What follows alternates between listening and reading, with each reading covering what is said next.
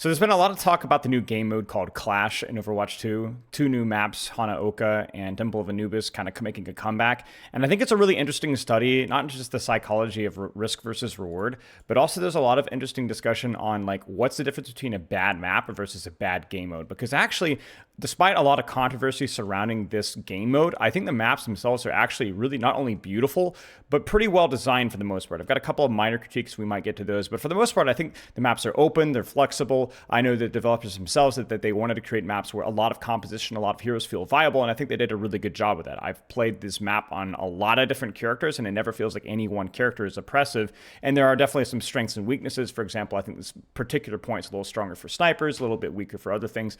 It overall feels like a really beautiful and fun, balanced map, and even the game mode theory itself is pretty fun and fast-paced. I don't have a big problem with it. The problem is in the execution of the risk versus reward, and so I think this is a good example of just exactly that. Today, we're going to be providing more critiques than actual suggestions. I'll have a couple of suggestions at the end, but I will be honest and say that this is going to be more about me complaining and not providing as many solutions. But I think the important thing is that we're going to be very specific with our complaints so that we can actually hope to find the right solution. So I just played this about 20 minutes ago. I've been playing a lot of Juno recently, and this is about the Diamond 1 to Masters 4 lobby. I want you to look at how this goes. So we're going to win first fight. So there's one fight with what we describe as a neutral advantage, and we're going to win this fight. We're going to move on to the next point. Now, you're going to notice something about this next point here. It's slightly defender favored specifically because of the high grounds that you have around point.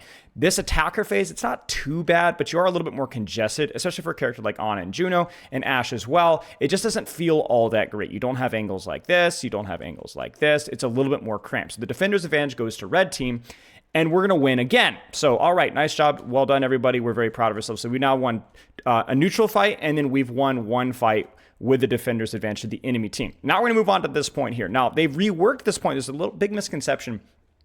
Two things you need to know. Number one, the final point takes longer to capture, so it's harder to capture this point. However, like 2CP, I don't know if you guys can see that on your screen there, but that E at the top middle there, notice it's segmented into thirds, so we don't have to capture the entire point. Otherwise, what's the point of pushing if you're only going to get 1 point for capping the most difficult objective? You get actually 1 point per tick. So if we only get a third of the capture, it's almost always worth it to push. Now, this is where I'm going to have a little bit of a map pick here because I actually think defender's advantage here is probably a little bit too strong. The particular problematic point here is this little section here. You're going to notice that this section here has a high ground that you can kind of leverage as attackers here, which feels okay. But for attackers here, it feels really, really bad. So I'm going to try to speed my team around this side. I actually might have just solo angled here, even versus the Wrecking Ball, because this spot felt terrible. And we end up losing this fight to Mines and High Noon. Unfortunate, not a big deal, whatever. It's defender's advantage, but it's pretty severe compared to the other things. Now, the problem is if you take away the defender's advantage here or make it too weak, then it might just be too easy to cap. But is that okay if it's 30 seconds to cap instead of 20? You can't see what I'm saying? These are some things we're going to have to revisit later. So anyway, we're 1-1 in defender situation for the enemy team. So once again, we're going to go back to the second point here to point D. And once again, we're fighting uphill, but we're the greatest team of all time, and we're going to win again. So defender's advantage, not a big deal. I feed, not a big deal. My team's going to bail me out, and we're going to win. So now we've had 3 fights in enemy territory, 0 in ours, and we've won 2 of them. Well done, everybody. Everyone's super, super happy. Again, we're going to make a push. Again, we find ourselves in the corridor. My Ashe is going to get picked early. I'm going to use my ultimate, but unfortunately, we can't quite get enough out of it. And then also, the enemy team is able to stall it out and then recontest again. That we don't even get a single tick again. So now we've had 4 fights in enemy territory, and you're going to probably guess where I'm going with this. We're about to lose. So then actually, I think our Ana staggers here. No, we don't stagger. We just lose this fight, I think. Yeah, so we have okay, so basically, this is now our 5th fight in enemy space. And then I get booped by a ball. My Ashe gets picked off. My Ashe actually gets picked off the map or knocked off the map. And then we lose another fight. So now we've had 5 fights with the enemy team having a positional advantage. And not only are we even, but we're actually at a disadvantage right now due to the way the respawns work. Now, thankfully, the point doesn't unlock immediately. But we're fighting 4v5 while we're on that gets a nasty respawn because the team that snowballs always has the advantage. In other words, the team that won last fight always has the advantage. So the way that always happens is when you revisit the neutral fight, it's not actually a neutral fight. It's whoever won the last fight has a slight advantage. We'll be coming back to that one in a little bit. So despite us pretty much dominating the map control this entire phase, we're actually going to lose our first neutral fight. And we're going to lose. We're going to lose. We're going to lose the point. We're going to be down 4-3 despite having 5 fights in enemy territory. So this is going to be the enemy team's first fight in our territory. And if they win 1 fight versus our 5 fights in theirs, they're going to win the point. Now, basically, long story short, we managed to be the greatest of all time. We clutched this one out, and then we go into a neutral point. But the funny thing is I would still be upset if I was the enemy team here. Maybe not upset, but it is a little bit tough because despite this, okay, it's a neutral advantage, no big deal. We actually have a slight advantage in terms of the snowball here. We just won the previous fight. In fact, the only reason that it's not even worse for our advantage is the enemy team decides not to push. So look at this. We have very clearly not capped the point here. So we're going to win this fight. We're going to wait for it to play out. But this could have been even worse for the enemy team. So you notice that they kind of die and they just don't try to re-engage, which was smart, right? That's a very important strategy in Clash right now because if that Sombra had died, this would be over. It would not even be close because this would have taken a 5v4. It's the same thing that they did to us on the previous neutral fight where things get a little bit snowbally. So basically the TLDR of all this is that once again, we actually lose this, but we recontest, which is really, really smart of us. The TLDR is that we had 5 fights in enemy's territory. They had only 1 fight in ours, and we almost lost. This is the same thing in Anubis, where the second point on either side is, again, defender's advantage. The final point is heavily defender's advantage. The point being is that there's probably a stat. I know they have a stat out there where first fight advantage, who has a tendency to win fights after first fight advantage. I know King of the Hill has a crazy first fight advantage. But my suspicion is that Clash's first fight advantage is not as high as it should be. If you win first fight, if you win the first point, generally you should be pretty much favored just based off of the old economy or you have the momentum and so on.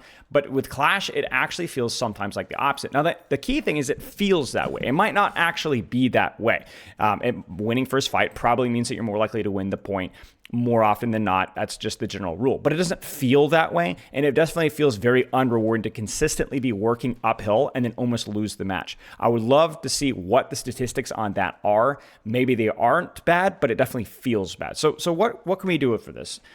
I think the first thing first is we have to evaluate, do we want to reward people capturing points in enemy territory more? I honestly think that there needs to be a reworking of the point system such that there's going to be more points to capture. In other words, something like 7 or 9 points to win instead of just 5. Maybe that's too complicated, but the way that would work is you would get like a point or 2 points for capturing enemy territory. Again, 2 points for getting even just a tick here, and so that you get rewarded slightly more. We don't want to shorten the game mode. We definitely don't want to shorten the game mode. I had a screenshot of somebody in my Discord that had a 2-minute game. This is about as long of a Clash game that you're going to get, and it's 9:48. It's still shorter than the average. I would not say the average, but it's definitely shorter than a push game or a King of the Hill game. And most Clash games that I've been part of have been anywhere from the 4 to 5 minute time length. And that's just too short. So whatever we need to do, we need to address the fact that it feels stupid to push into enemy territory still, even on the second point, not just the last point. The game mode often ends too early. And in general, we need to decide how much defender's advantage do we want to give. Because the way to look at it would be this. If we're going to leave the point system as is, I would be curious if we need to tweak the defender's advantage on these points. This is where the map design becomes a victim of the game design, where it's not bad to have strong defender's advantage here. It's only bad to have a defender's advantage if the game design, the format is that such that you're not really rewarded for pushing final point. And that's kind of where we are right now. I really like the tick system. I think that it's a really good system, but it's just not good enough. Like right now, it feels agonizing to push this and then lose it and then get snowballed onto their defender's advantage on the second point and then go all the way back to a neutral point and maybe you snowball too much and maybe you lose. I can't tell you how many times it's happened playing versus other people and having it played versus me as well. So main critiques here is they're going to have to find a way to where the defender's advantage is either not so strong or you're rewarded more for pushing into defender's advantage. And then as a result, you probably need to add additional points so that the game mode doesn't end faster. Because right now, if anything, it needs to last 25, 30% longer. It's okay to have a shorter, faster game mode. It doesn't have to be escort, these absurdly long game modes. But this is just too short, especially when you have all the systematic problems with this game mode. So there's nothing wrong with the maps. I don't think there's anything systemically wrong with the game mode itself, but the point system or maybe the map tweaks have to be done to better complement the system, because I've had a lot of fun playing this, but I've also had a lot of situations where it felt really, really frustrating. And those extremes definitely feel kind of bad. I'm not sure if you guys have any suggestions for us. I'd love to hear y'all thoughts on what we can do to fix Clash. Overall, I think the maps themselves and playing the mode a lot of times has been a lot of fun. Let me know what you guys think in the comments, and I'll see you in the next video.